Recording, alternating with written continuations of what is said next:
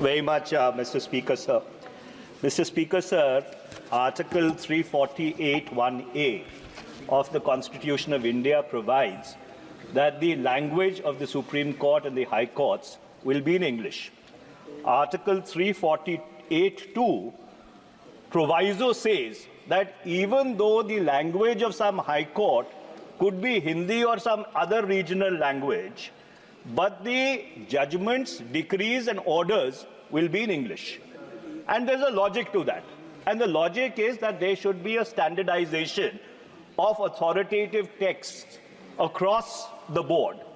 Now, the minister in his answer has referred to an initiative by the Supreme Court of India, where the Supreme Court is using an artificial intelligence tool to translate judgments into various regional languages. My question to the minister is, what is the integrity of that translation? Who will certify that the translation from the original judgment is correct, primarily because the translation is not being done by the judge who has authored the judgment?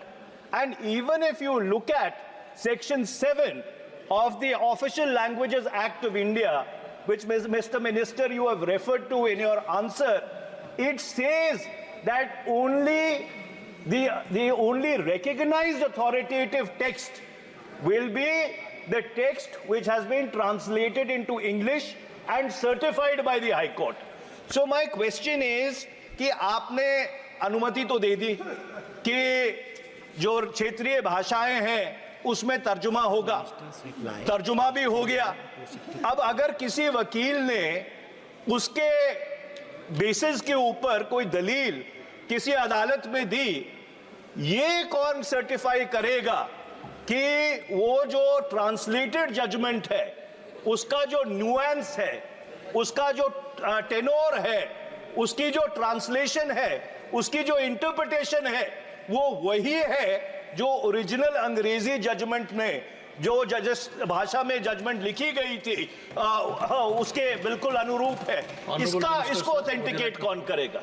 इसकी integrity के लिए कौन vouch करेगा?